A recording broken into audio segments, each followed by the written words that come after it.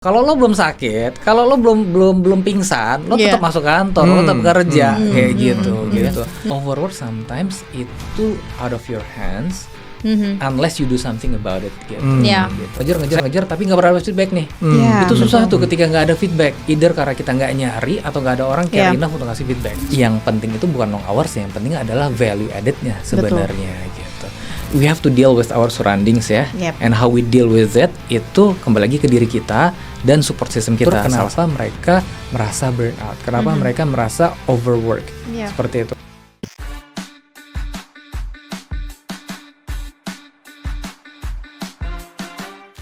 Selamat datang di MDI Talk, podcastnya para leader dan HR enthusiast.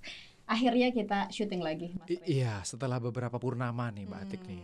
Enggak beberapa juga sih kayaknya, satu purnama. Oh, saya agak lebay berarti ya Mbak Atik ya. Karena kita terakhir podcast itu berarti awal bulan apa akhir bulan lalu berarti ya? Akhir bulan lalu. Oke, berarti belum begitu lama. Betul, karena memang pembicara kita yang hari ini tuh spesial banget. Khusus kita datangkan dari rumahnya. Tapi kita jujur ya, kita udah mengosongkan waktu beliau ini kan tidak mudah ya. Kita udah appointment itu mungkin dari tahun lalu. Tapi alhamdulillah beliau berkenan untuk datang hari ini dan tentunya akan berbagi banyak insight untuk rekan-rekan semuanya. Hari ini kita akan ngomongin apa nih kira-kira Mbak Atik? Nah, kalau topiknya kita sebenarnya yang kita angkat itu bukan topik yang baru-baru banget sih, Mas Ray. Tapi ini masih aja dibahas gitu.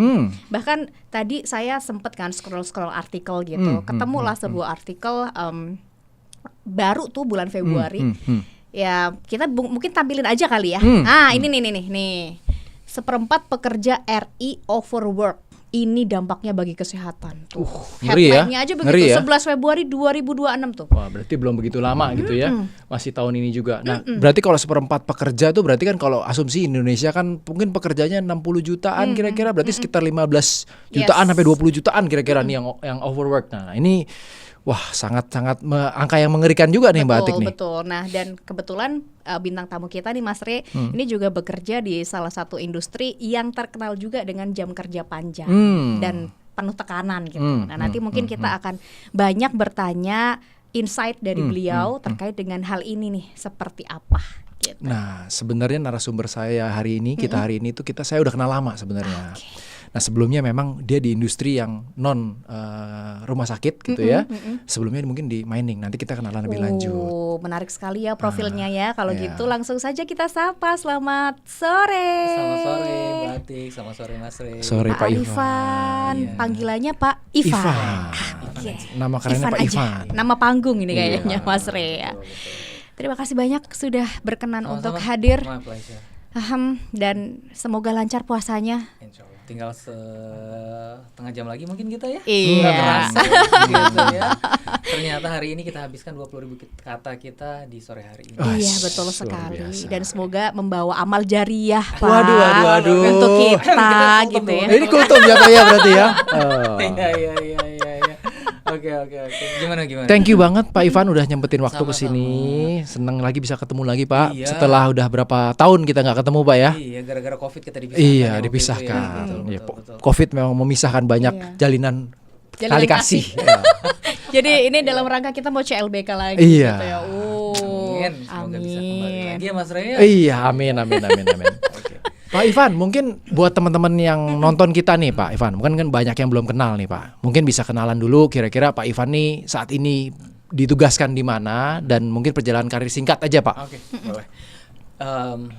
Selamat sore Mas Ray, Mbak Atik, teman-teman semua. Saya Arifan Rahman, biasa dipanggil Ivan. Saat ini saya Chief HR Officer di Brawijaya Hospital. Keren banget nih rumah sakit. Nggak kaleng-kaleng nih. Saya juga termasuk pasien di situ tuh. Iya, jangan sering-sering jadi pasien, kasihan ya. Yang perlu imunisasi aja, vaksin aja gitu ya. Cuman kalau it so happen Mbak Atik atau keluarga sakit, semoga ke Brawijaya. Tetap ya, iklan. Ada berapa cabang Pak sekarang Pak Brawijaya Pak? Kita baru di Jabodetabek aja. Siap. Di Jakarta ada, selatan terutama, di timur ada di Taman Mini, ada di Tangerang juga, ada di Depok juga. Banyak lah ya tersebar di berbagai penjuru Jakarta lah. 6. Kita tidak mencoba menjadi yang terbesar, tapi semoga bisa menjadi yang paling dipercaya. Trusted. Amin. Seperti itu. Amin. Oke. tadi gara-gara kepotong, ke distrak gara-gara saya bilang pasien Brawijaya, Mas Re ya. Tapi menarik loh profilnya Pak Ivan gitu ya. Kalau saya lihat ini kan dulu jurusan kuliahnya S1 itu kan electrical, jurusan engineer ya, betul ya. Iya, betul. Kemudian tadi di teknik berarti. Anak teknik. Engineering. Anak teknik. Iya. Betul, anak teknik yang Iya kan? nyasar di HR. Ternyata. Nah, makanya itu yang Iya. menarik tuh. Dan apa namanya tadi kan disebut juga industrinya juga bermacam-macam gitu. Mulai dari sebelum di mining kan di finance dulu ya Pak ya. Kemudian ada sempat juga di FMCG kan Iya, kalau nggak iya. salah. Dan sekarang di industri kesehatan gitu. Iya, Dengan betul. title yang udah nggak kaleng-kaleng juga gitu. Nah, mungkin boleh diceritakan gimana sih perjalanan karirnya boleh. Pak Ivan sampai bersinar ini gitu. Betul, dulu aku kuliahnya engineering, electrical and computer engineering gitu kan. Pas udah lulus, sebagaimana sebagian besar lulusan Indonesia lainnya, yang dicari apa sih? MT, manajemen trainee gitu kan. Masuk deh MT di Indofood Bogasari. Setelah 2 tahun MT, aku minta penempatan kalau nggak marketing, pengen di automation, ditempatkannya di HR. Gitu. Takdirnya di berkata HR. Oh. Waktu itu gue yang apaan sih, kenapa HR, aspirasi apa, background apa, kenapa ditempatkan di HR gitu. Tapi mungkin nggak tahu lah ya, mungkin life has its own funny moments sendiri kali ya. Ternyata saya suka. Saya suka dan terus-terusan di situ. Alhamdulillah, tahu-tahu 20 tahun kemudian masih di HR aja dan nyampelah di titik ini. Jadi dari Bogasari saya pindah ke bank, corporate banking, ke Mizuho Corporate Banking. Setelah itu sempat ke Manulife, setelah itu sempat ke MPM Group, terus ke Merdeka Copper Gold Mining, terus MPM lagi. Kebetulan MPM, Merdeka dan Brawijaya ini satu grup di bawah Saratoga, perusahaan Saratoga Investama Sedaya seperti itu. Dan akhir ayam. Udah, kita jalanin aja ya, mau diapain ya? Luar biasa loh. Industrinya udah hampir semua industri loh. udah Mungkin semua karena saya HR kali ya, jadi ada advantage. Orang kalau jadi banker pindahnya ke bank lagi gitu kan. Udah jadi dokter ya hanya dokter aja. Karena HR itu mungkin lebih generalis gitu ya. Jadi ilmunya bisa dengan cepat ditransplant lah ke industri lainnya seperti itu. Gitu sih ceritanya. Yes, betul. Dan memang semua industri, apapun industrinya kan sama-sama ada orangnya ya yang dikelola. Dan itu kan kompleks sekali ya namanya mengelola orang. Jadi menarik nih ya. Iya. Justru saya mau nanya nih Pak Ivan. Tadi Pak Ivan bilang jatuh cinta ke HR Pak. Apa yang membuat jatuh cinta Pak? Oke, dulu awal-awal banget ya Mas Raya, pas pertama kali kerja di HR, kebetulan saya masuk itu ke bagian people development. Dari awal memang people development gitu kan. Saya kebayang seandainya waktu saya disuruh langsung ngurus buruh gitu kan, mungkin gue langsung keok kali gitu kan. IR gitu ya. Atau disuruh industrial relation, atau disuruh ngurus attendance gitu kan. Ya elah, gue bosan kali gitu kan.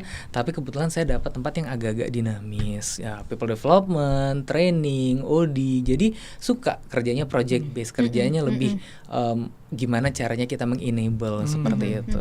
Walaupun akhirnya saya menjadi generalis juga gitu kan. Cuman mulainya dari wadah yang menurut saya dinamis nih, projectnya banyak, seru gitu kan. Jadi akhirnya ya berkembang dari situ gitu. Ups and down lah ya, ngerasa bener gak sih gue cocok di sini. Kadang-kadang beneran dikasih trust baru jadi semangat lagi. Kadang-kadang ngerasa overwork gitu kan, pengen escape gue. Kadang-kadang ngerasa kok gue banyak gabutnya sih gitu. Kan ya namanya juga kerja ya. Betul. Tapi yang pasti akhirnya nyampe juga di titik ini masih tetap di dunia HR seperti itu. Keren banget. Luar biasa. Keren banget. Dan karena sudah mencicipi hampir di setiap industri gitu ya Pak Ivan, saya jadi pengen bertanya nih, sebenarnya challenge HR di setiap industri ini sama-sama aja, cuma beda bentuk atau gimana sih Pak Ivan? Dulu saya berpikir sebenarnya sama-sama aja gitu ya, paling beda-beda tipis gitu ya. Tapi semakin saya masuk ke industri lebih dalam, semakin saya appreciate ada nuansesnya, ada intricacies-nya yang emang butuh orang yang berpengalaman di industri ini agak lama dikit seperti itu gitu. Dan itu nggak bisa taken for granted. Walaupun kalau udah nyampe level tertentu memang yang dibutuhkan lebih ke arah strategic direction-nya mungkin gitu kan, atau expertise-nya mungkin. Kalau teknikalnya saya dibantu sama teman-teman saya yang memang sudah lama kalau saat ini di rumah sakit seperti itu gitu. Challenge-nya beda-beda Mbak dari industri ke industri gitu ya. Saya kasih contoh, kalau misalnya di rumah sakit, challenge-nya itu gimana kita bisa mendifferentiate our proposition terhadap customer-nya HR kan karyawan ya gitu ya.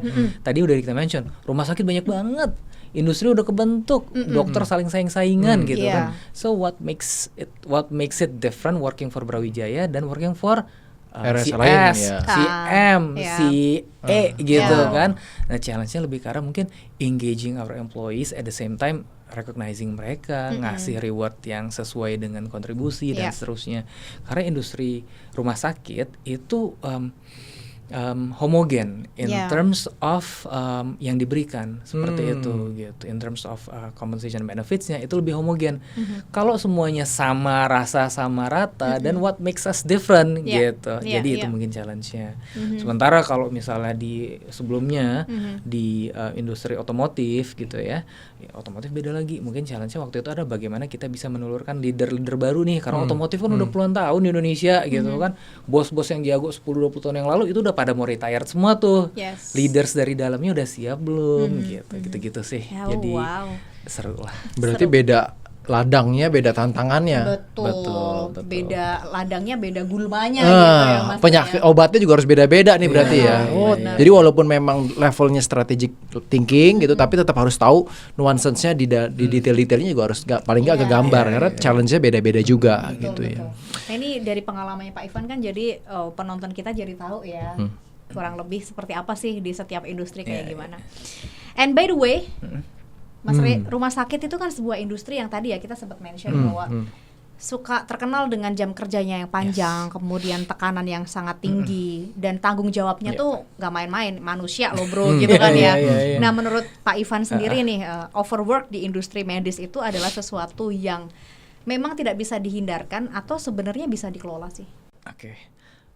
Pertanyaan pertama langsung berat dulu nih ya. Langsung bikin gue mikir nih gitu kan. Perlu udah ada 2 kertas nih depan gue gitu kan. Kita set the itu dulu ya, the bar dulu ya. Industri rumah sakit itu by default, by nature emang stressful. Kenapa? Nyawa manusia, ya nggak sih? Nyawa manusia loh, gitu kan. Udah itu terkenal under pressure, gitu kan. Pressure-nya tinggi. Udah kayak gitu. Aku dulu pernah ada anekdot. Orang ke rumah sakit itu keluar dari rumah sakit itu pilihannya cuma 3. Sembuh, ya kan, tetap sakit atau meninggal. Seperti itu. Kalau itu opsinya itu udah under pressure banget sebenarnya gitu. Jadi kalau pertanyaan Mbak Atik apakah overwork itu udah sesuatu yang permanen gitu kan? Gitu udah takdir. Menurut saya sedikit banyak itu sudah by default, hampir pasti itu high stress gitu ya. Tapi apakah bisa di manage? Harusnya bisa. Kenapa? At the end kita ngomongin we have to deal with our surroundings ya. And how we deal with it itu kembali lagi ke diri kita dan support system kita. Salah satunya apa? Atasan misalnya, itu support system kan. Kedua apa? Sistem, prosedur, segala macam yang ada di perusahaan tersebut, rumah sakit tersebut, itu support system juga gitu. Kemudian misalnya hal-hal yang menjadi kebiasaan, practice, habits di tempat tersebut gitu kan. Mindset yang ada di antara para koleganya, itu bagian dari yang bisa di-manage juga. Jadi apakah high pressure, high stress? Yes. Apakah sering terjadi overwork? Quite possibly. Apakah bisa di-manage? Yes juga jawabannya. Seperti itu gitu. Jadi sangat bisa ya. Sangat bisa dikelola sebenarnya bahwa harusnya bisa dikelola seperti karena itu. Kalau ngomongin sistem surrounding, saya dulu kerja di konsultan juga. Pulang jam 5 gitu. Kalau kita pulang jam 5 tuh dianggapnya enggak ada kerjaan.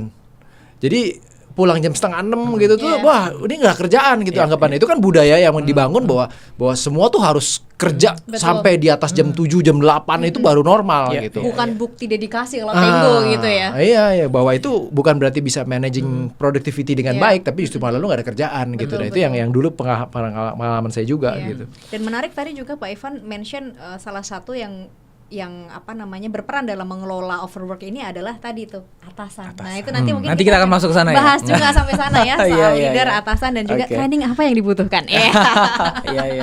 Nah karena tadi katanya berat banget gitu pertanyaan pertama kita ajak main kuis dulu aja. Oke, kita ada kuis nih Pak. Udah siapin buat Pak Ivan. Iya. Nah, mulai. Jadi kuisnya ini basically this or that Pak. Yes. Oke. Jadi ada pernyataan, nanti ada opsi A dan ada opsi B. Nanti Pak Ivan tinggal pilih mau yang A apa yang B gitu. Buat seru-seruan aja Pak Ivan ya. Oke, siap.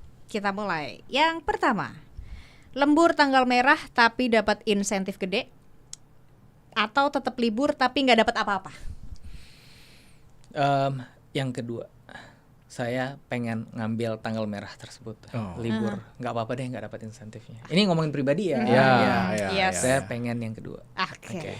Karena kemarin nih ketika kita diskusi terkait pertanyaan ini Pak, kemarin kan sempat viral Pak. Mungkin Pak Ivan juga sempat dengar juga bahwa ada satu influencer nih kripto gitu Pak yang mengatakan bahwa tanggal merah libur, wah lu apa lu gitu. Tidur siang, wah lu bayi katanya gitu. Nah, itu yang juga sekarang sempat viral juga tuh Pak bahwa ini jadi pembahasan menarik gitu. Jadi nanti kita akan kaitannya dengan overwork. Betul. Nah, sekarang pertanyaan yang kedua nih Pak. Pernyataan kedua mungkin.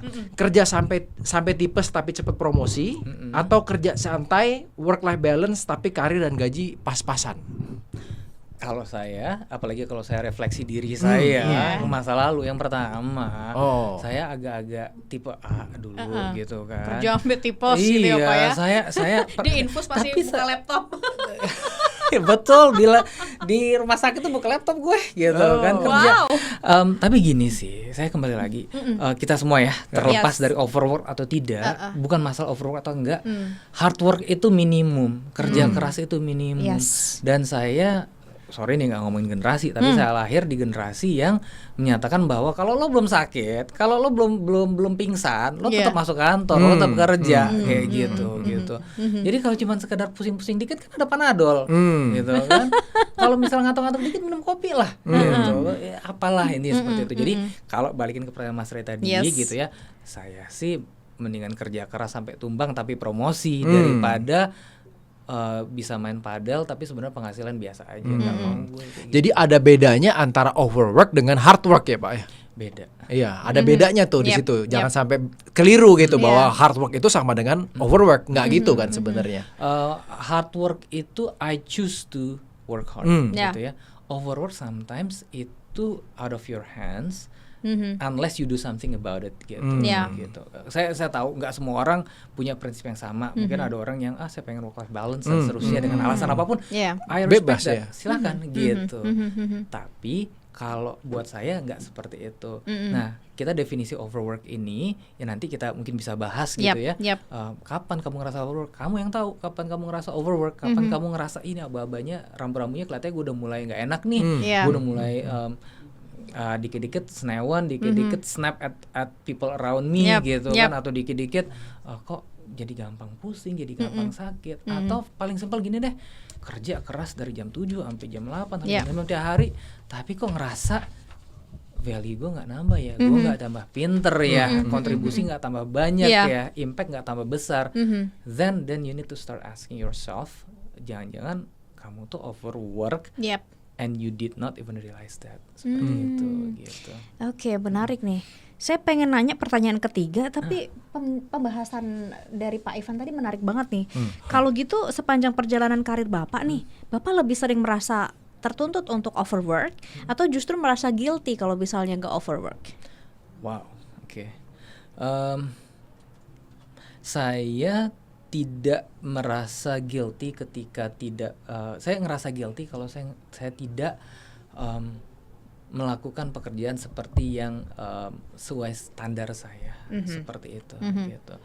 Even if it means standar saya tersebut menjadikan saya harus kerja lebih keras atau lebih malam pulangnya gitu ya. Saya kasih contoh yang paling real banget tadi pagi saya ketemu sama atasan saya. Ini baru banget nih Pak. Baru banget. Dia udah dari minggu lalu gitu kan, nanya ke saya, Van report yang ini mana kok belum selesai? Pak banyak banget Pak. Saya ngerjain sendirian kayak gitu. Terus 2 hari 3 hari yang lalu dia nanya lagi, Van belum selesai? Pak belum Pak. Kemarin saya kasih contohnya gitu kan, tadi pagi saya ketemu sama dia bilang, oh Van ternyata report kamu itu very detailed dan very informatif. Saya pikir seperti standar orang sebelumnya gitu. Saya bilang, enggak Pak, saya pengen bikin seperti ini, makanya butuh agak lama ya Pak ya. Dan to be able to produce that, emang jatuhnya agak lama dan saya harus agak-agak capek ngerjainnya. Cuman ya nggak apa-apa, karena itu standar yang saya pengen berikan seperti itu gitu. Jadi I do not mind putting more efforts into producing itu gitu. Gitu sih Mbak. Wow, jadi memang sudah set tebar sendiri ya? Iya, kalau menurut saya you need to be able to set the standard, and then get feedback. Apakah standar tersebut sudah nyampe apa enggak sih, gitu kan? Apakah reasonable apa enggak? Get feedback from inilah orang yang bisa kamu percayain, atasan yang kamu respect gitu kan, temen yang kamu dengerin gitu kan. Ini standarnya udah sesuai apa enggak? Gue berlebihan nggak sih? Atau gue kurang standar tinggi dalam hidup gue gitu? Itu harus ditanyakan. Get feedback. Rata-rata kita hanya berpikir mau ngejar, tapi nggak pernah ada feedback nih. Itu susah tuh ketika nggak ada feedback. Either karena kita nggak nyari atau nggak ada orang care enough untuk ngasih feedback seperti itu. Berarti kalau di sini kita lihat bahwa sebenarnya overwork itu juga standarnya bisa subjektif ya Pak. Misalnya menurut Bapak itu overwork, menurut saya bisa jadi belum. Bisa jadi seperti itu. Menurut saya seperti itu. Gitu. Walaupun ya tadi kita harus peduli dengan tanda-tanda yang dikasih oleh alam lah terhadap kita ya. Ketika kita jadi gampang sakit, dan itu tanda-tanda mungkin kita udah spending too much, udah terlalu exerting ourselves nih. Ketika dikomplain sama bini gitu kan, nggak pernah pulang gitu ya. Suatu saat kita pulang ke rumah sama anak dipanggil om gitu kan, nggak kenal nih. Nah itu then maybe a bit lebay kalau seperti itu gitu. Then you need to pay more attention seperti itu sih gitu. Balik lagi orang sekitar kita yang mengingatkan, mungkin tadi seperti kata Pak Ivan ya, sekitar kita, bos juga atasan, bos bisa ngasih tahu, badan bisa ngasih tahu, kepala bisa ngasih tahu. Lagi udah usia segini-segini ya Pak ya. Masih sering ya. Iya saya berarti masih sering dispuring kalau saya badan-badan. Kan age is just number ya Pak. Yang penting jiwanya dong tetap muda. Masa spuring terus ya. Iya. Aduh, menarik banget nih. Oke deh, kalau gitu pertanyaan yang ketiga gampang-gampang aja. Kucing Angora atau Persia? Di rumah saya, believe it or not, itu hampir semuanya kucing kampung. Oh wow. Tapi kalau disuruh milih, Persia sih, cakapan Persia. Gitu. Suka yang pesek-pesek ya? Yang bulunya lembut tebel-tebel. Oh, bulunya tebel. Ini masih ngomongin kucing apa bukan ini ya? Masih kucing. Masih kucing ya? Ini kan refreshment aja, Mas Rey kan tadi kan memastikan gitu kan ya. Saya memastikan. Oke, itu intermezzo aja, Pak Ivan ya. Nah, mungkin kita masuk ke segmen berikutnya nih Pak. Boleh. Nah, kita sekarang bahas tentang karyawan Pak. Jadi tadi kan kita bahas tentang background, story, dan overwork secara overall. Nah sekarang kita bahas tentang employee gitu Pak ya, sebagai karyawan di tempat kerja gitu pada umumnya. Nah orang kan sering bilang bahwa kerja sampai tipes gitu Pak. Nah menurut Bapak kerja sampai tipes tuh bagus apa memang standarnya saat ini memang seperti itu Pak? Oke, ini maksudnya ini ya, saya alihin ya, bukan kerja sampai tipes gitu ya. Saya ngomongin sukses di tempat kerja deh, boleh ya. Sukses di tempat kerja itu menurut saya bukan soal jam kerja, yang saking panjangnya, saking lamanya menyebabkan kita tipes gitu ya. Tapi sukses di tempat kerja itu apakah kita menciptakan value creation? Menurut saya kayak gitu. Yang kamu kerjakan itu membawa value apa enggak?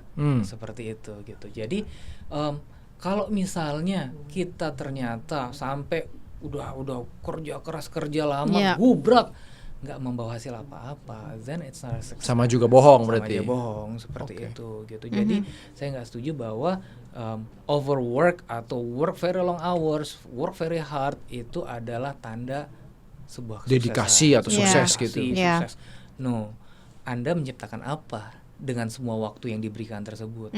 Kalau ternyata Anda work long hours, sampai capek banget gitu kan, ternyata hasilnya itu wonderful, menang award gitu, then all that hard work itu nggak berasa, itu senangnya minta ampun, nauzubillah tuh senangnya bangganya gue gitu kan, then by all means go for it, that's your success seperti itu. Jadi kembali lagi kata kuncinya itu bukan lagi long hoursnya atau overtime-nya, overwork-nya, tapi value creation-nya. Berarti is a matter of input. Bukan is a matter of output, bukan inputnya berarti ya. Bukan inputnya gitu. Walaupun ya kita sama-sama tahu ya rumus hidup mana ada sih kerja dikit dapatnya banyak, nggak ada. Kerja banyak dapat banyak kan kayak gitu ya. Betul. Gitu. Itu udah rumusnya udah pasti ya yang begitu ya Pak ya. Iya. Nah tadi Pak Arifan berarti sempat mention tentang pentingnya pentingnya output dibandingkan input gitu ya. Jadi it's a matter of what you create value gitu in terms of the organization daripada jam kerjanya gitu. Betul. Nah, berarti kalau kita tadi kaitkan dengan tipes gitu ya, sebenarnya kerja itu harus smart mungkin ya Pak Ivan ya. By the way saya nggak suggest everybody get tipes kan gitu ya. Kalau bisa jangan lah. Jangan sampai tipes. Siapa mau sakit jangan. Iya. Walaupun sering kalau tipes datangnya ke Brawijaya gitu ya, jangan ya Pak ya, tetap jangan. Kita kan doanya pengen sehat jangan semua. tipes dulu deh. Iya. Tapi masih ada juga loh sebetulnya di beberapa tempat yang mungkin budaya overwork ini tuh masih sampai sekarang masih eksis gitu loh Pak. Nah menurut Pak Arifan gitu, sebetulnya overwork ini lahirnya dari mana sih? Dari budaya organisasi atau desain sistem kerja yang keliru, atau sebetulnya dari individu yang kemudian menularkan ke individu lain? Ya, oke. Itu nggak ada jawaban satu yang pasti Mbak Atik ya, penyebabnya apa, kenapa terjadi overwork, kenapa terjadi overload segala macam. It's a combination a lot of things. Cuman memang peran atasan berperan penting dalam hal ini gitu ya. Terkadang nih ya tim yang sering lembur gitu ya, itu karena peran atasannya yang mungkin tidak efektif as a leader gitu ya. Mungkin dia target kerjanya tidak realistis gitu kan. Mungkin dia tidak bisa membagi manpowernya proportionally gitu ya. Mungkin dia tidak bisa mendelegasikan dengan baik pekerjaan dari satu bagian ke yang lain, dari dia, dari atasannya dan seterusnya gitu kan. Mungkin juga yang bersangkutan itu memang punya prinsip tim yang paling pulang malam adalah tim yang paling hebat di kantor. Jangan punya paradigma seperti itu gitu. Padahal tadi kita udah set ya. Yang penting itu bukan long hours, yang penting adalah value added-nya sebenarnya gitu. Jadi kuncinya itu memang salah satu kunci pentingnya itu adalah di leadernya. Saya nggak menafikan ini perusahaan emang kultural seperti itu, ada perusahaan yang seperti itu. Ini kerjaan emang masih manual banget sehingga butuh waktu lama. Ada yang seperti itu gitu. Tapi peran manusianya, in this case atasan, memang berperan cukup penting. Mungkin dia memang tidak punya kemampuan untuk prioritization yang cukup gitu kan. Mungkin memang kompetensi planning and organizing dia itu lemah seperti itu. Nah, ini kan hal yang sifatnya manusia ya, dan sifatnya technical. Sebenarnya moga-moga bisa diperbaiki dengan cara apa? Ya tadi di atas di awal mention mengenai training. Apakah itu jawaban? Nanti mungkin kita bisa bahas ya dari sisi HR seperti apa, dari sisi komunikasi gitu ya. Terkadang anak buah gitu ya. Ketika dia dijujulin lagi kerjaan, banyak yang tidak bisa berkomunikasi dengan baik terhadap atasan. Saya kasih perspektif saya sebagai bos ya. Saya misalnya punya tim namanya Wahid gitu kan. Ketika saya ngasih kerjaan ke Wahid A sampai Z gitu kan, saya expect Wahid nerima itu gitu kan, kerjakan itu sesuai dengan ekspektasi saya. Sesuai namanya ya, Wahid. Wahid gitu kan. Nah, A sampai Z dia terima. Saya nggak akan berpikir macam-macam kalau Wahid nggak ngomong sama saya seperti itu. Nah, di banyak instances karyawan itu seperti Wahid, nggak bisa ngomong. Mungkin penyebabnya karena nggak berani ngomong atau nggak mampu ngomong karena tidak punya kemampuan untuk bisa ngomong komunikasi dengan baik kepada atasannya. Makanya menurut saya in this case gitu ya, satu hal yang penting itu adalah komunikasi. In this case adalah komunikasi dari bawahan ke atasan. Misalnya saya datang ke Wahid kerjakan ya A sampai Z. Wahid kan bisa ngomong ke saya, Pak, yang prioritas yang mana ya? Boleh minta nggak yang kita Wahid kalau mau kelihatan pinter gitu kan, dia datang ke saya, Pak kan ada matrix nih, important dan urgent. Yang mana yang important urgent, mana yang important nggak urgent, ada mana yang urgent tapi nggak important, mana yang bisa paling belakang deh gitu kan. Kalau Wahid datang ke bosnya dengan kayak gitu, then bosnya jadi ngerti mestinya gitu kan, bahwa iya ya, kita harus prioritasin yang mana dulu seperti itu. Itu satu tuh gitu kan. Anak buah harus bisa ngomong seperti itu gitu. Kedua, anak buah mungkin harus bisa ngomong, komunikasi dengan baik kepada atasannya mengenai kondisinya. Pak, Bu, Mas, Mbak, kapasitas saya saat ini seperti ini loh. Saya lagi ngerjakan A sampai Z. Kalau ditambahin lagi, saya takutnya nggak cukup kapasitas saya, atau terbengkalai, atau ada yang ketinggalan, seperti itu gitu.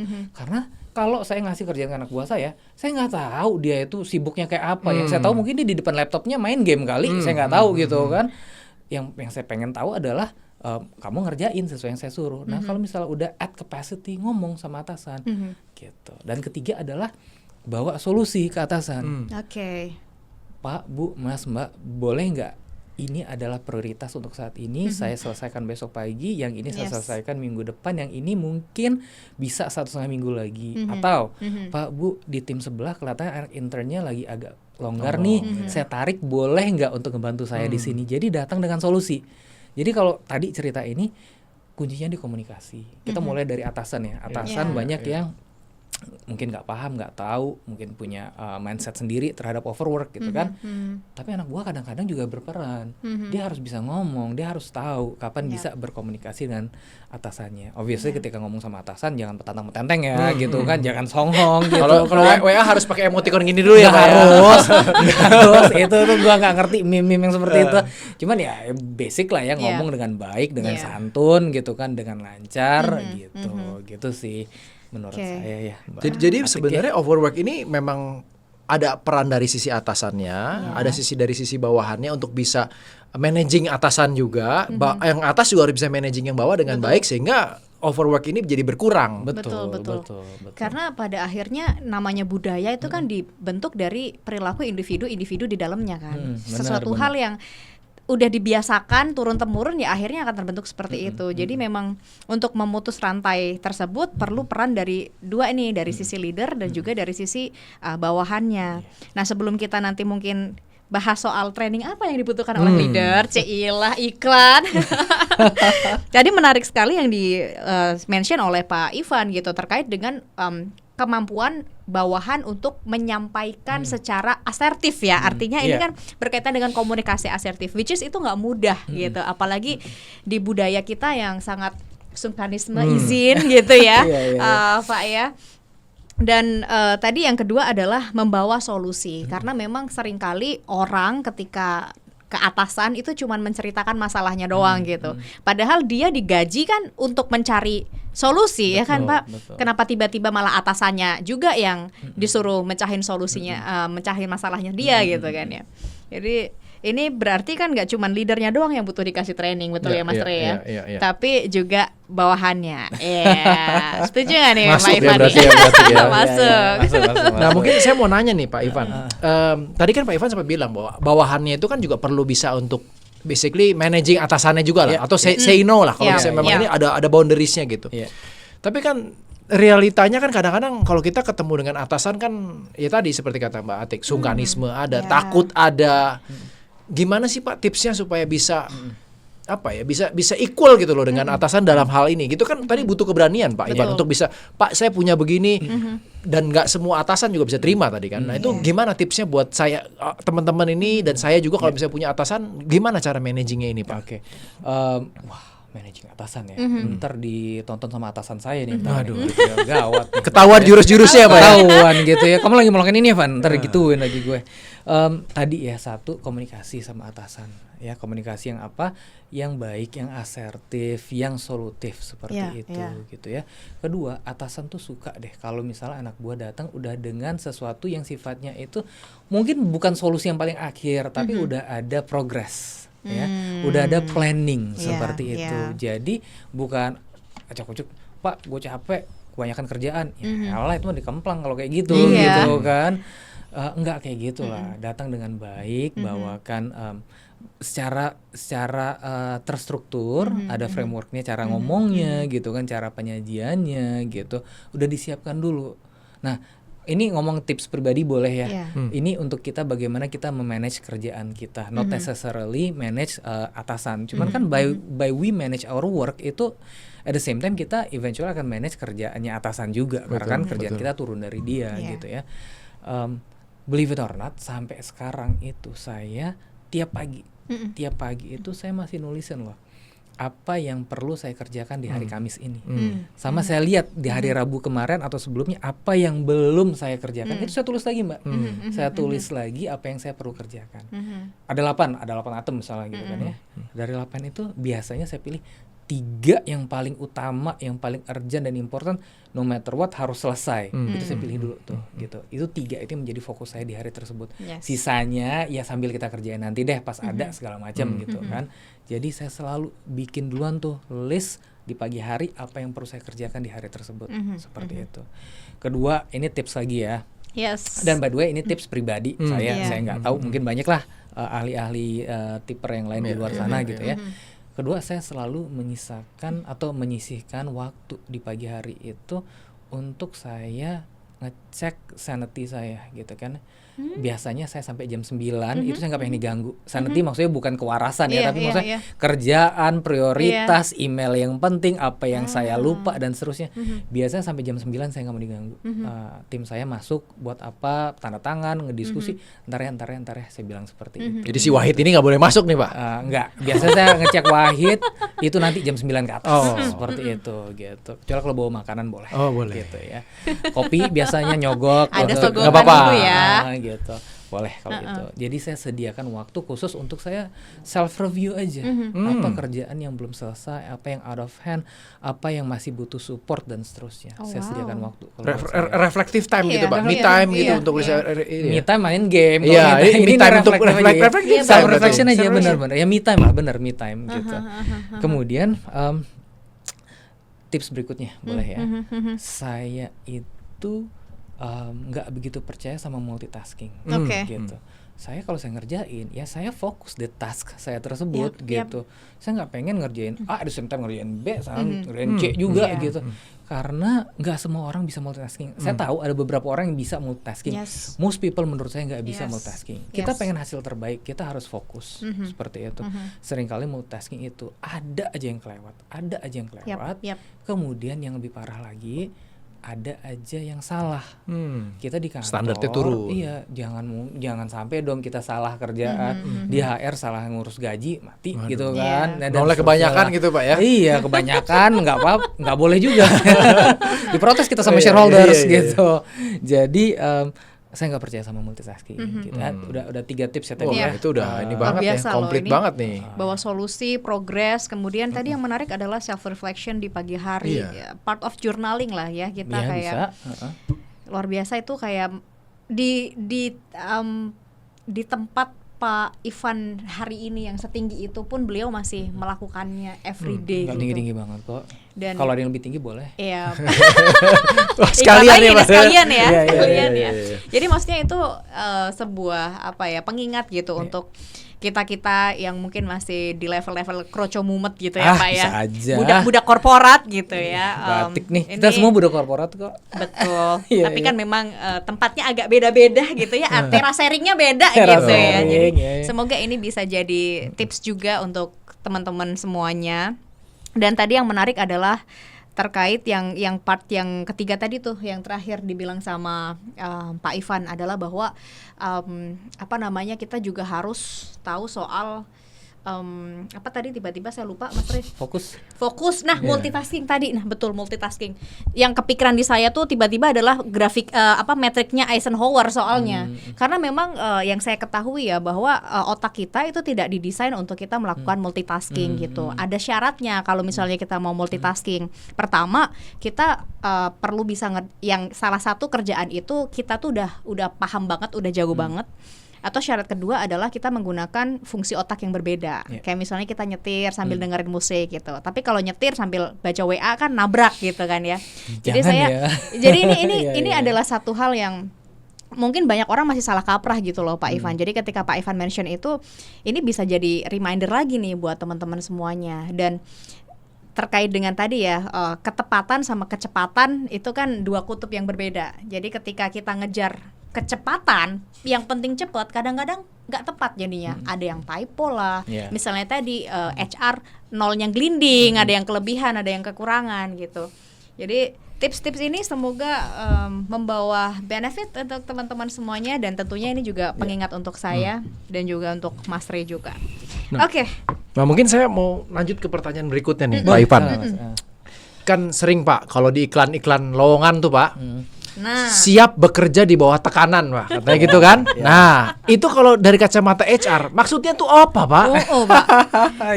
Itu gimana? Syarat multitasking tuh juga masih sering loh kita temukan loh di loker-loker gitu ya. Siap bekerja di bawah tekanan, harus multitasking, penampilan menarik. Aduhai, itu gimana sih Pak Ivan? Baik. Saya nggak akan fokus terhadap penampilan menarik. Nggak usah yang gitu ya. Saya tahu sih job desk itu, tapi by design job desk itu emang harus banyak gitu. Kalau job desk-nya kebanyakan dikomplain, ini kerjaan apa nih gitu kan. Kalau jobnya sedikitan nanti disangka di penipu gitu kan, job desk-nya dikit, kerjaannya banyak seperti itu. Jadi kalau saya mungkin saya fokus dengan kata-kata mampu bekerja di bawah tekanan tinggi tadi ya, karena itu kan menjadi topik kita di sore hari ini ya. High pressure dan seterusnya itu gitu ya.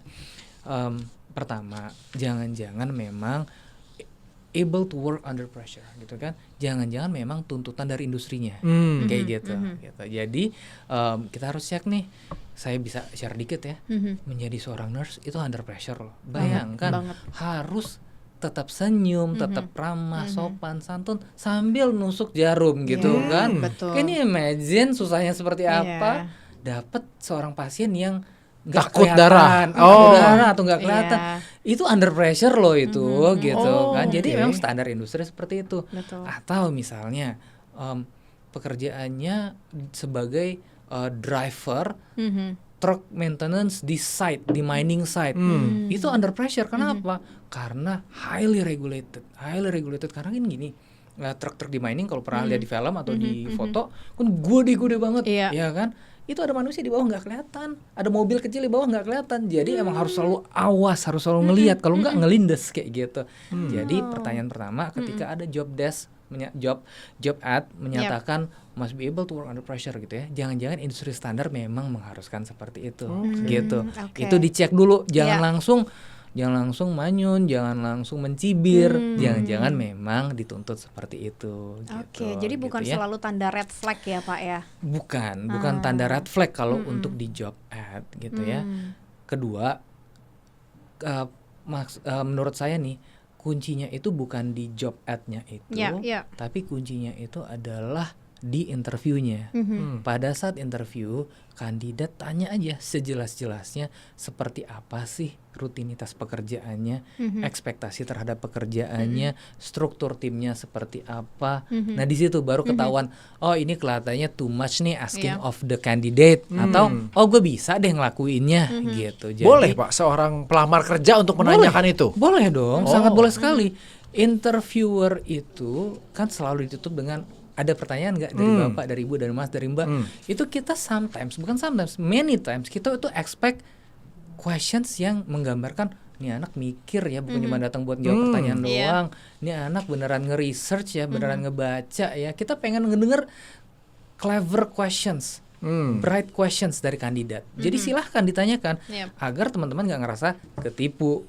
Karena ketika dia nanya hal-hal spesifik tadi berarti juga menunjukkan bahwa dia tertarik dan juga pengen tahu dan pengen juga matchingnya bisa pas nggak gitu biar ya. Ekspektasinya matching seperti itu. Gitu. Jangan iya terima begitu masuk nanti protes, resign tiba-tiba.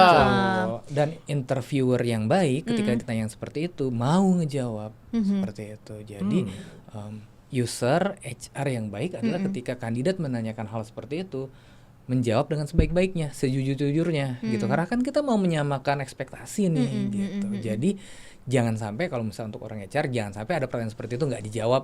Malah defensif gitu malah defensif, malah apaan sih nih orang kok kandidat sok-sok nanya lah apaan sih. Kalau saya ada tim saya seperti itu mah saya marahin ya gitu. Itu hak dia kok buat nanya dan kewajiban kita untuk menjelaskan. Seperti itu. Gitu. Super sekali. Sangat bijak. Golden ways. Masih ada ya beliau ya?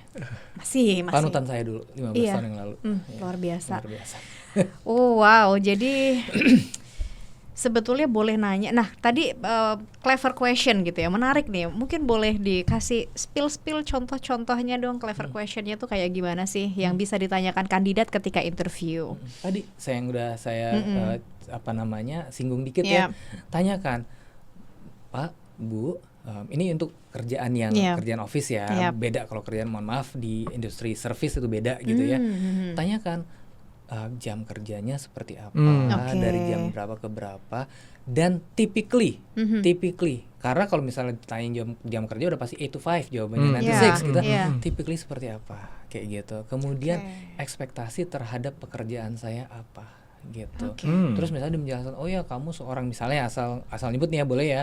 Oh ya kamu nanti bekerja sebagai software developer di sini, mengembangkan software A, B, C dan D gitu kan ya. Dari situ kan kebayang ada berapa banyak projectnya yang lagi ongoing, berapa yang udah full cycle dan seterusnya. Bisa tanyakan, software developers ada berapa orang di sini gitu, pembagian kerjanya seperti apa kayak gitu.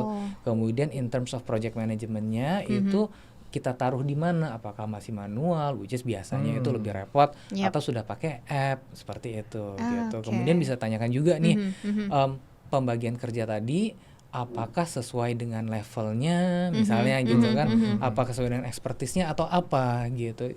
Try to get as many insights as possible from the interview. Kan dari situ benar-benar kelihatan ya, kalau contoh-contohnya Pak Ivan dia nanya begitu, berarti ini orang memang ada isinya lah gitu, memang tahu dia yang kerjain itu apa. Bukan gitu. sekedar datang terus jawab interview, bagus on paper, kualifikasi banyak, betul. sertifikasi banyak, tapi ketika ditanya ya dia hahau-hahau aja. Betul. Kalau misalnya saya bandingkan sama di rumah sakit, interview seorang nurse koordinator atau nurse manager, nursing manager lah gitu kan, dia pasti harusnya dia nanya, Pak, Bu, saat ini sensusnya berapa dalam sehari di rumah sakit tersebut gitu.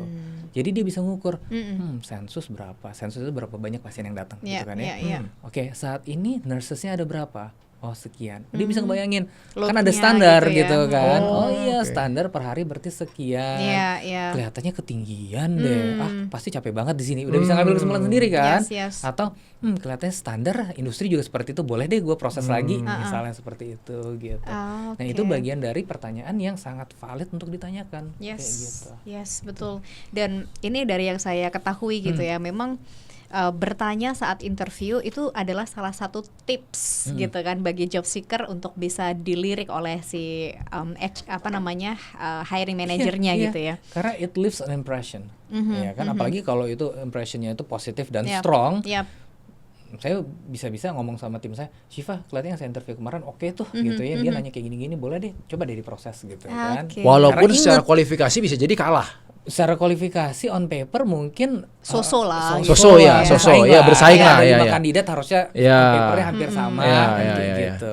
Tapi ini jadi indikasi bahwa memang ini orang punya inisiatif, bisa bertanya juga dengan analytical thinking yang oke juga ketika dia nanya gitu ya. Jadi kalau misalnya HR nanya kasih waktu gitu, ada pertanyaan gitu, sebaiknya job seeker ini pakai ya untuk bertanya. Tapi memang bertanya pertanyaan yang cerdas tadi ya. Oke. Jangan tanya ini kesini gimana ya caranya ya gitu. Nanti abis ini makan siang di mana gitu. Itu kan konyol juga ya kalau gitu ya. Janganlah gitu ya. Tapi menarik loh. Saya sekarang kalau misalnya interview orang kan juga kasih kesempatan seperti itu ya. Betul. Tapi ketika orang bilang nggak ada, saya nggak ada pertanyaan, malah jadi ini itu, niat nggak ya? Benar, ini niat nggak ya? Dia tahu nggak sih perusahaan kita? Dia tahu nggak sih kerjaan yang kita harapkan dari dia? Saya terus terang kalau misalnya ada karyawan, saya interview kandidat, dan kandidat yang nggak nanya apa-apa atau nanya sekenanya aja. Gitu doang, biasa lah, standar gitu ya. Gak ada impression apa-apa. Gitu ya. We have to understand ya. Ketika kita lagi interview kandidat buat sebuah posisi, itu tuh kita interview tuh 5 sampai 10 orang lain yang kurang lebih kualifikasinya sama. Pertanyaan saya terhadap kandidat menjadi, atau pertanyaan kita nih di luar sesi interview adalah, do you want this job or not sih sebenarnya? If you want this job, then you fight for it. You give your best shot at it. Salah satunya apa? Ya, give clever questions tadi gitu. Show professional curiosity istilahnya kayak gitu. Itu professional curiosity. Saya nggak nanya, Bapak suka kucing ya? Nah kan nggak ada hubungannya gitu. Atau, tadi dong pertanyaan kita dong. Kan bukan interview ini gitu.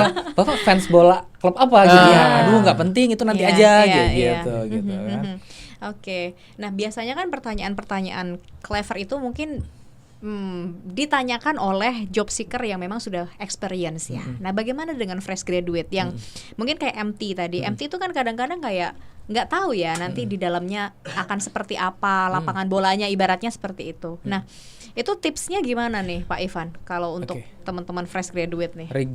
Thank you.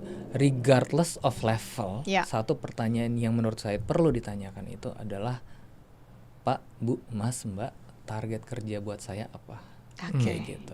Jarang tuh yang nanya begitu ya, Pak. Kalau saya berjodoh dengan pekerjaan ini, dengan posisi ini, target kerja buat saya apa? Gitu. Menarik nih ya. Udah cukup sampai situ. Terus dia akan menjelaskan kayak gitu kan. Ya udah, biarkan aja mengalir dari situ gitu. Udah, itu dulu. Itu udah kelihatan bahwa memang ini dia achievement orientation-nya tinggi. Iya, dia pengen clarity gitu kan. Jadi itu menurut saya itu sebuah pertanyaan yang umum tapi sangat valid untuk ditanyakan gitu. Ya dong, kita kerja by target kan? Kerjaan sebagai juru parkir aja ada target rupiahnya dalam sehari oleh ormas tempat gitu kan. Saya nggak tahu ya asal ngomong ya gitu kan.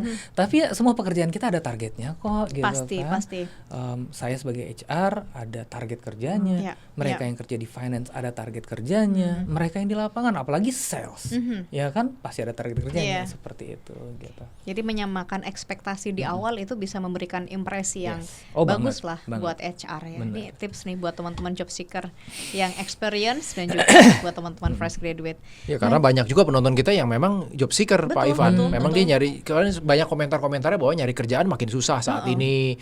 Banyak yang menggunakan istilahnya, banyak yang pakai ordal nih untuk bisa masuk. Saya nggak bisa bersaing dengan itu gitu. Nah itu yang jadi tantangan sendiri. Apalagi kan in this economy gitu ya, Pak Ivan ya. Nah nyari kerja itu juga jadi tipsnya juga itu ketika interview. Nah tapi pertanyaan saya kalau untuk mencari kerja gini Pak Ivan, misalnya tadi kan kasusnya udah interview nih Pak. Kalau belum dapat interviewnya nih Pak, karena sekarang orang-orang itu kan nge-apply dulu kan sebenarnya. Nah gimana caranya tips buat mereka yang mau nge-apply dulu nih supaya dipanggil interview dulu Pak? Waduh. Itu biar stand out dulu. Kadang-kadang kan yang masuk CV kan bisa ribuan ya Pak ya. Jadi biar stand out, biar bisa dapat callingan interview dulu. Itu ada nggak sih Pak tipsnya dari Pak Ivan? Apa CV-nya harus diwarnain pink gitu Pak ketika dikirim aja langsung ini? Waduh, ini pertanyaan yang tricky sebenarnya. Bagaimana kita bisa dinotis kan sebenarnya sehingga dipanggil untuk interview malah seperti itu. Saya nggak bisa ngasih rumusan atau tips yang langsung pasti jadi ya Mas Rey ya. Cuman beberapa hal buat saya pribadi yang namanya rajin itu harus gitu ya. Jadi kalau kamu belum bekerja dan kamu pengen bekerja, nggak boleh malas atau nggak boleh nggak rajin untuk apply kerjaan. Saya ingat ini back 20 tahunan yang lalu lebih ya ketika saya lagi nyari kerjaan ya. Ini tahun 2000-an awal. Fresh graduate nih ceritanya. Fresh graduate. Belum ada yang namanya LinkedIn, Jobstreet, bla bla bla, belum ada. Yang ada itu adalah koran Kompas Sabtu dan Minggu, di mana halaman paling belakangnya atau kalau Minggu hampir semuanya itu adalah lowongan kerja. Kerjaan saya itu adalah ngelihat di Kompas, saya pilihin yang mana saya paling cocok. Target saya di hari Senin minimal 5 perusahaan yang saya masukin amplop untuk saya apply. Kenapa? Karena saya belum kerja. Mau nggak mau saya harus seperti itu. Target saya minimal 5 setiap weekendnya. Sampai rumah saya di Jakarta Timur di Pondok Kelapa gitu ya. Bapak yang di kantor pos. Suatu saat, dan ini demi Allah saya nggak bohong, Bapak ini nanya karena dia hafal. Saya tiap Senin pasti bawa setumpuk amplop untuk masukin lowongan kerja gitu kan. Bapak ini nanya, ada yang manggil gak sih Mas? Kayak gitu loh, gitu kan. Ya saya senyumin aja bapaknya gitu kan. Tapi akhirnya ada, dan akhirnya menjadi pekerjaan saya gitu. Bayangkan kalau saya tidak melakukan semua ketekunan, anggapnya sebuah ketekunan yang saya lakukan, siapa yang manggil saya gitu kan. Jadi buat saya harus tekun lah. Kalau belum kerja harus tekun, apply kerjaan apapun itu gitu. Gimana pun caranya. Kalau sekarang kan banyak banget sarana, mau tadi saya sebut lewat LinkedIn, Jobstreet, ada job-job yang lain saya nggak tahu gitu kan, apply. Tapi apply-nya juga jangan apply bombing ya, semua pekerjaan di apply gitu, enggak lah, cari yang sesuai lah seperti itu. Kemudian ini buat industri rumah sakit ya, kita itu banyak banget yang namanya open recruitment gitu kan. Kita hadir di mana-mana, semua rumah sakit itu pasti ada, karena rumah sakit itu blue collar kami, pekerja di pabrik, buruh ya, blue collar kami itu adalah para nurses, farmasis gitu kan, mereka yang ahli gizi gitu-gitu, blue collar kami itu, walaupun blue collar terlatih mereka gitu kan. Therefore bursa kerjanya di mana-mana. Datang Mas Mbak yang belum kerja dan pengen kerja di rumah sakit, datang ketika ada bursa kerja tersebut, ketika ada open recruitment tersebut. Jadi sama aja sih, intinya adalah kalau pertanyaan Mas Ray tadi, baru apply nih, belum dipanggil-panggil, gimana cara bisa dipanggil? Nggak ada cara lain kecuali ya itu tadi, harus rajin, harus tekun, seperti itu. Apply. Tapi rajinnya di sini mungkin bisa dikontekskan kan, kalau sekarang kan lebih mudah kan, lebih tinggal ngeklik doang, tinggal submit. Tapi mungkin saya bisa mentranslate rajinnya ini adalah rajin dengan lihat company-nya di customize, CV-nya di customize untuk company-nya. Itu kan bentuk-bentuk kerajinan saat ini gitu kan. Kita nggak bisa CV kita itu one CV fits all, jangan. Biasakan setiap CV di depannya paling pertama itu adalah cover letter. Ada cover gitu letternya harus ada cover letter. Prinsip saya harus ada cover letter. Nah di cover letter itu kan Dear Mr. Mrs. di mana gitu kan.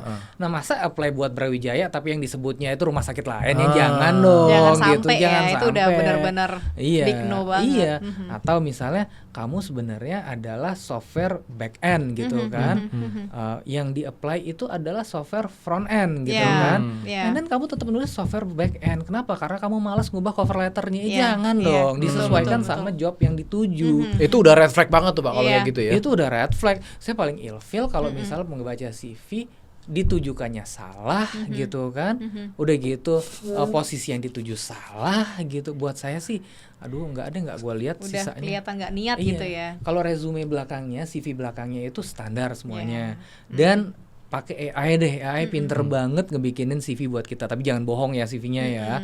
Nah cover letternya itu di-customize biar berkesan seperti itu, biar bagus, biar ternotis. Nggak banyak aplikan tuh pakai cover letter. Betul. Nggak banyak. Tapi kalau saya harus pakai cover letter. Saya pribadi nih kayak gitu. Balik lagi, maksudnya ini kan preferensi ya Pak. Maksudnya beda-beda. Ini bisa jadi caranya beda-beda gitu. Caranya beda-beda. Tapi ini juga tips yang baru kita temukan di episode ini ya, Mas Ray ya. Dari kemarin kan kita akan selalu bertanya kepada bintang tamu kita soal gimana sih caranya biar CV itu ternotis, apalagi sekarang di AI, di era AI di mana buat screening CV aja sekarang tuh sudah pakai AI gitu. Dan ini baru kita temukan tips untuk bikin cover letter gitu, yang cover letternya harus di customize, harus dipersonalisasi gitu. Dan mungkin ada tips yang lebih artinya gini, cover letter itu yang seperti apa sih yang sebetulnya nanti membuat impresi yang menarik gitu. Oke. Cover letter itu kalau di dunia corporate itu executive summary gitu ya. Kalau misalnya saya punya sebuah project, saya mau present ke BOD gitu kan, paling pertama itu adalah executive summary gitu. Insights, capturean apa sih seorang Ivan itu gitu. Jadi ya di paling depan, Dear Bapak Ibu, bersama ini bahasa Inggris ya, bersama saya apply untuk posisi ini di perusahaan Bapak Ibu. Jelaskan sedikit 1 paragraf, 2 paragraf mengenai summary of your professional life. Seperti itu. Sebaiknya bahasa Inggris Pak? Sebaiknya bahasa Inggris. Itu it adds value. It adds value gitu. Di era saat ini gitu ya. Era saat ini gitu. Dan bahasa Inggris harusnya udah nggak boleh ada spelling mistake lagi. Kenapa? Karena kita punya AI. AI itu memperbaiki semuanya. Seperti itu. Jadi yes. Jadi Pak Ivan dalam posisi buat CV pakai CV dan cover letter pakai AI itu no problem. No problem. Asal nggak bohong aja. Asal nggak bohong aja. Itu kan merapihkan. Betul. Gitu, kan? Ngerapiin kalimatnya aja, tapi isinya tetap kita gitu kan ya. Kita gitu. Dan menunjukkan background profesional kita tuh seperti apa sih, dan mungkin ada project apa yang kita lakukan di situ. Menunjukkan bahwa kontribusi kita sebelumnya seperti apa, kontribusi kita ke depannya akan seperti apa. Kurang lebih akan seperti itu ya Pak. Seperti itu, executive summary aja. Capture your professional life di 1 halaman itu. Harus 1 halaman? Ya, jangan lebih dari 1 halaman ya. Itu udah bukan cover letter, kepanjangan. 3/4 halaman lah biar tetap manis kayak gitu. Kasih gambar-gambar gitu boleh Pak? Jangan. Oh jangan ya. Make sure karena anak-anak zaman sekarang kan suka gitu Pak. Kasih simbol perusahaan nggak? Jangan. Oh nggak usah ya, kan kadang-kadang kan ya. nanti kalau misalnya mau apply ke Brawijaya terus kita footernya kan kita kasih header footernya kita kasih gambar kupu-kupu gitu kan, siapa tahu kepedean gitu-gituin lagi. Ya, kepedean belum juga diterima gitu ya. Janganlah. Oh ini menarik sekali nih. Ini karena nggak banyak orang yang tahu nih, maksudnya generasi saya dan Pak Ivan mungkin tahu cover letter, tapi sekarang kayaknya udah nggak gitu. Iya betul. Banyak yang pakai juga, nggak tahu juga sih saya. Saya jujur jarang lihat cover letter zaman sekarang, makin jarang lah. Dan saya jujur juga baru denger ini gitu. Maksudnya ya sering lah kita lihat di tips-tips apa namanya cari kerja, nulis CV, sering lah familiar lah dengan cover letter. Tapi betul-betul ada orang yang bilang bahwa cover letter ini adalah hal yang benar-benar important untuk di-attach bersama CV. Itu saya jujur sih nggak banyak orang yang saya tahu ini gitu. Saya nggak bilang itu pasti itu ya simsalabim dapat ya. Betul. Tapi kan tadi kita sempat bahas ya, kita pengen stand out. Yes. Oh my god, segitu banyak job seekers samping kita. Untuk satu posisi itu ada banyak banget kandidatnya gitu kan. You want to stand out gitu kan. Ya salah satunya apa? Salah satunya ya ada cover letter mungkin gitu kan. Terus CV-nya memang well structured, enak buat dibaca, flow-nya enak seperti itu gitu. Jadi ya hal seperti itu menurut saya penting kayak gitu. Apakah udah pasti jadi ya rezeki masing-masing lah. Balik gitu lagi itu kan ke rezeki gitu. jalan masing-masing. Tapi kan niatnya biar dipanggil kan, biar dipanggil interview kan, kayak gitu. Itu membantu lah, nggak memastikan gitu kan. Ada banyak jalan menuju Roma lah ibaratnya gitu. Tapi yang terpenting adalah willing to go extra miles gitu ya. Kuncinya dari Pak Ivan tadi. Nah mungkin sekarang kita masuk ke segmen yang berikutnya nih Mbak Ati, karena nggak kerasa kita udah cukup panjang juga nih ngobrol ya, udah topiknya berat, enteng, berat gitu, macam-macam kita gitu nih pembicaraannya ya. Nah sekarang saya mungkin masuk ke learning nih Pak. Nah ini ke ranahnya Pak Ivan yang memang asalnya tentang learning gitu Pak. Sebenarnya kan kita ngomongin high performance nih Pak. High performance itu kan pada dasarnya kan bagus gitu kan ya. Tapi bagaimana caranya seorang L&D bisa atau HR gitu ya bisa membantu karyawan kita ini supaya bisa tetap produktif tapi tidak kelebihan gitu Pak. Maksudnya tidak overwork jatuhnya gitu sesuai dengan topik kita hari ini. Jadi produktifnya oke, tapi juga nggak burden mentalnya nggak berat gitu Pak. Betul. Oke. Boleh. Ini dari sisi L&D ya. Iya betul. Training ya. Caveat duluan. Saya orang training backgroundnya, emphasisnya banyak di people development, organization development. Tapi saya nggak percaya bahwa training itu adalah solusi for all. Gitu. Buat saya training itu bisa untuk memperbaiki sesuatu, apalagi yang sifatnya teknis gitu ya. Tapi bukan jawaban untuk banyak hal sebenarnya. Nanti training bisa nih ada nanti.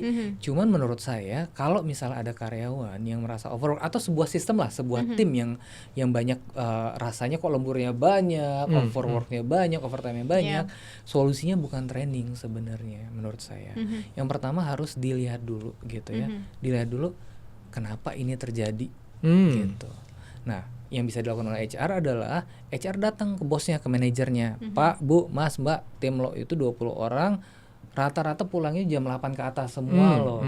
What's happening sih? Kayak gitu. Jadi dicari tahu dulu, didiagnose dulu masalahnya apa. Mungkin jangan-jangan selama ini si manajer tersebut merasa biasa-biasa aja, pulang jam 8 standar aja gitu kan. Nggak ada yang berani ngomong ke dia atau nggak ada yang pernah ngomong ke dia. Jelaskan bahwa overtime di tempat Anda itu tinggi dibandingkan sama yang lain. Mungkin banyak anak-anak yang mengeluh tapi nggak ke Anda tapi ke kami misalnya ke temannya gitu kan. Ujung-ujungnya itu mereka akan burn out. Kalau udah burn out yang akan suffer siapa? Timnya juga gitu kan. Saya pernah baca ya kurang lebih kayak gini. Burn out itu adalah silent resignation yang tinggal menunggu surat resminya kayak gitu. Nah kalau misalnya tim saya ada 10 orang tiba-tiba 4 ngerasa burn out, 4 cabut gitu kan, yang pincang saya juga kan. Before that happens, ya jangan sampai kesana dulu seperti itu. Jadi tadi balik lagi kita diagnose dulu. Ini kenapa terjadi gitu kan. Kalau misalnya ternyata gara-gara atasannya tidak bisa memanage timnya dengan baik, ya mungkin salah satu solusinya adalah apa? training gitu kan ya. Kasih dia training mengenai planning and organizing, mengenai prioritization, mengenai managing people, managing workload, task, manpower planning, apa tuh istilahnya, ada objective planning segala macam. Nah itu bisa tuh dari sisi training gitu ya. Kalau dari sisi anak buahnya, yang tadi udah saya sempat mention gitu kan, mereka harus bisa harus bisa assertive communication.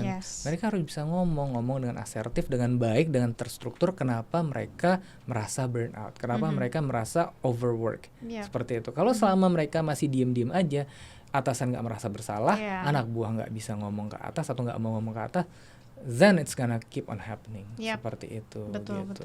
Jadi kembali lagi menurut saya didiagnose dulu. Kalau jawabannya adalah training, kasih training. Jawabannya adalah coaching, kasih coaching. Jawabannya adalah simply let's get more engagement activities together, biar lebih sering lakukan itu. Seperti itu. Karena bisa jadi jumlah manpowernya memang kurang, bisa jadi. Bisa jadi jangan-jangan emang misalnya ternyata setelah dilihat emang manpowernya kurang, misalnya loadnya memang kebanyakan gitu kan. Atau laptopnya lemot gitu kan, gak ada yang ngomong gitu, biar kasih tahu laptopnya lemot gitu. Terlalu banyak proses yang masih manual gitu kan, ya udah gitu harus dikasih tahu. Karena too many leaders yang mengatakan bahwa semua masalah jawabannya training. Benar, saya udah sering banget dengar itu gitu. Van, ini kayak gini-gini nih, mesti di training nih. Bukan itu jawabannya, bukan training jawabannya. Seperti itu. Berarti sebagai HR juga harus stop and think bahwa memang is this the right intervention apa enggak, obatnya cocok apa enggak. Jadi HR tuh kayak dokter juga sebenarnya ya Pak ya. Wow, Iya kan, in a way juga bagaimana nge-assess bahwa sebenarnya isunya apa, diagnosisnya apa. Betul. Berarti dari situ bisa kita, jadi jangan mentang-mentang L&D ya taunya L&D training gitu. Jadi penting sekali tadi Pak Ivan mungkin karena background dari L&D, setelah itu ke generalis jadi bisa mulai lihat secara keseluruhan gitu. Betul. Mungkin kalau teman-teman yang memang fokus ke L&D ya tahu obatnya itu gitu kan, memang kayak gitu aja ya. Menarik juga ya bahwa memang kita harus lihat dulu. Nah, saya mau lanjut lagi nih Pak Ivan, bahwa tadi kita ngomongin asumsi kita masalahnya ke training nih Pak. Asumsinya kita sebutnya ke training. Nah, sering kan banyak kejadian bahwa training itu nggak berdampak nih Pak Ivan. Pak Ivan juga pasti udah sering ngalamin bahwa di training tapi nggak memberikan significantly impact gitu Pak. Nah, menurut Pak Ivan apa sih yang bisa dilakukan oleh L&D untuk bisa mengurangi inefisiensi dari training tersebut Pak?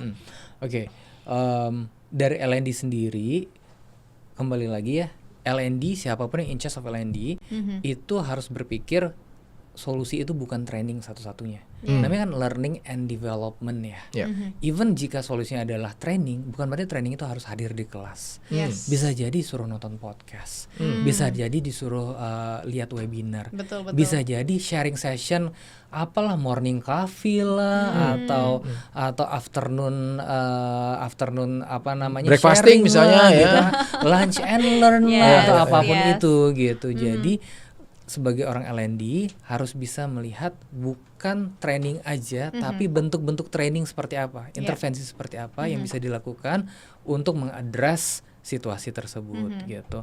Saya contohin tadi, kalau misalnya karyawan dia itu nggak berani ngomong ke atasan, nggak bisa assertive communication, apakah kita kirim ke training communication? Kan bukan, belum tentu, bisa jadi ya, tapi mungkin lebih ke arah diajak ngobrol kan, diberikan counseling, kalau kamu seperti ini terus yang rugi kamu juga loh gitu kan, diberikan coaching cara komunikasi yang asertif seperti apa gitu kan. Kalau misalnya nih manajernya itu kurang bisa resource allocation, mungkin dia bisa di-pairkan sama manajer lain yang dianggap bagus gitu kan, atau sama atasan yang lebih bagus lagi, dikasih tahu ada mentoring, dia disuruh shadowing misalnya, gimana sih caranya melakukan resource allocation yang tepat seperti itu gitu. Jadi itu ada beberapa hal. Jawabannya bukan hanya dari training aja, dan kalaupun jawabannya adalah training seperti apa yang bisa diberikan kepada yang bersangkutan. Seperti Jadi bisa juga kombinasi Pak ya, maksudnya intervensinya bisa training juga, coaching juga, mentoring juga, bisa tambah podcast, tambah ini gitu. Ada training yang sifatnya itu memang must be one size that fits all. Contohnya kalau misalnya training leadership yang komprehensif gitu kan, itu emang kita pengen satu cara untuk leadershipnya, atau training service excellence, bagaimana kita nge-greet, bagaimana kita monitoring service, itu memang satu cara. Tapi kalau yang sifatnya itu individual, nggak bisa. Itu one glove doesn't fit every everybody. Jadi harus disesuaikan gitu. Kompleks ya orang itu masalahnya seperti apa. Oke, menarik. Nah, kalau misalnya nih Pak, setelah didiagnosa ternyata root cause-nya itu adalah butuh training gitu. Nah, yang berperan kan tadi kan ada can be both gitu ya, atasan dan juga bawahan. Nah, menurut Pak Ivan, mana dulu yang lebih prioritas? Kita kasih training ke atasan atau ke bawahan? Oke. Kalau bisa jalan dua-duanya bareng. Tapi kalau saya harus milih, saya mulai dari atasan dulu. Kenapa tuh Pak ya? Karena atasan kan yang menentukan nih chess piecesnya gitu kan. Sehingga kalau misalnya dia yang berubah, itu perubahannya tuh sistemik. Seperti itu gitu. Kalau kita mulai dari bawah dulu, takutnya nanti mental. Karena atasannya belum berubah. Jadi kita fokuskan di atasannya duluan. Kalau saya boleh milih nih. Tapi ideally sih jalan bareng. Kenapa? Karena ya dua-duanya kan sama-sama stakeholder nih gitu ya. Jadi jalan bareng deh dua-duanya, boleh ya? MDI bisa kan? Bisa ya train dua-duanya? Bisa dong. Bisa diatur. Betul. Nah, cuman kan kadang-kadang klien-klien tuh atau perusahaan-perusahaan kan kadang terkendala dengan budgeting. Nah, biasanya kadang-kadang makanya kenapa pertanyaan ini kita coba tanyakan dari sisi HR, siapa yang perlu kita dipilih, karena banyak yang galau ya Mas Rey ya, dan di kelas itu kadang kalau kita ngasih training untuk bawah team members gitu, mereka akan protes, ini harusnya leader saya nih yang ada di sini gitu. Dan sebaliknya ketika kita kasih training buat leader, nanti leadernya juga akan bilang, lah ini harusnya anak-anak saya nih yang dikasih tahu begini gitu. Betul, setuju. Kembali lagi ada constraint terhadap budget juga gitu ya. Nah, tadi saya udah sempat mention bahwa bentuk training itu macam-macam dan nggak semuanya harus mahal loh. Kita tahu kalau misalnya kita bikin satu kelas itu bisa berapa rupiah sendiri, juta-jutaan sendiri gitu kan.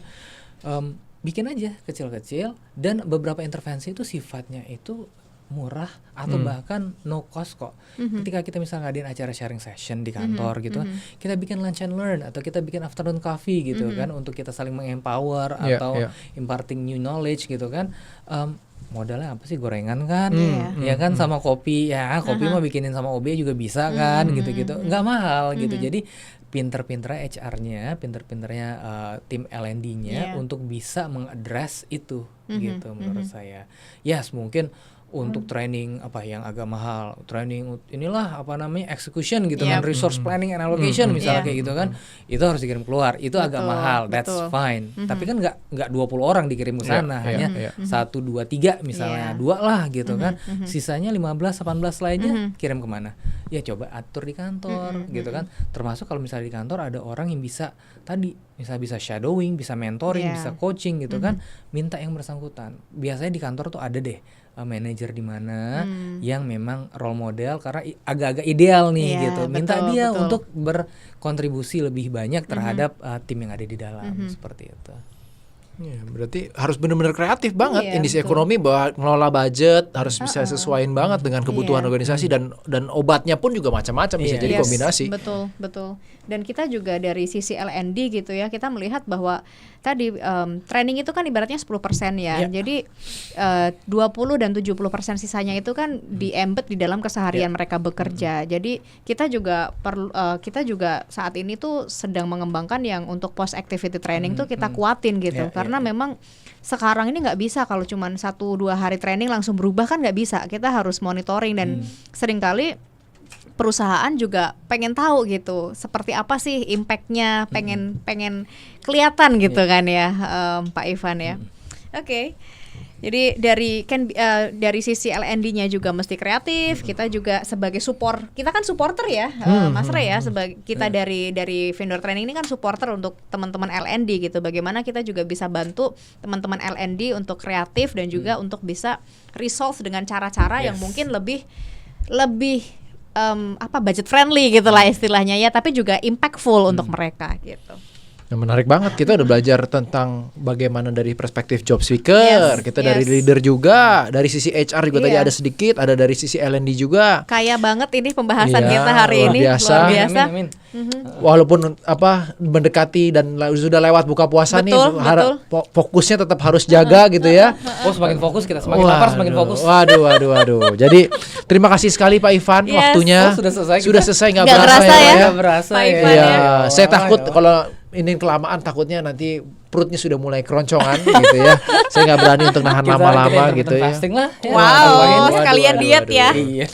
Jadi kita belajar banyak banget. Kita belajar tentang bagaimana untuk bisa managing bawahan, managing atasan, mencari kerja juga harus kreatif juga. Dari sisi L&D juga harus bisa menyesuaikan solusi-solusinya juga. Betul. Dan juga nggak harus memikirkan bahwa solusinya cuma itu aja, harus benar-benar kreatif. Dan tadi kita juga bahas tentang working under pressure, tantangan-tantangan yang lumayan lagi viral juga saat ini. Nah, itu episode kita kali ini. Terima kasih lagi Pak Ivan. Betul.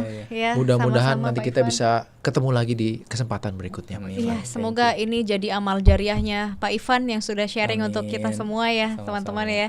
Dan jangan lupa bukan overworknya tapi value creationnya buat teman-teman semua. Itu mindset yang perlu kita ubah. Kalau di tempat dimanapun kita berada masih ada yang mindset, kita ubah mindset yang tadinya siapa yang paling sibuk berarti dia yang paling berharga. Kita ubah siapa yang paling berdampak, dia yang paling berharga, seperti itu. Itu kayaknya satu episode sendiri lagi tuh bahas itu lagi. Golden Way. Kalau gitu kita say goodbye dulu ke teman-teman semuanya. Bye-bye. Sampai jumpa lagi di episode berikutnya. Thank you.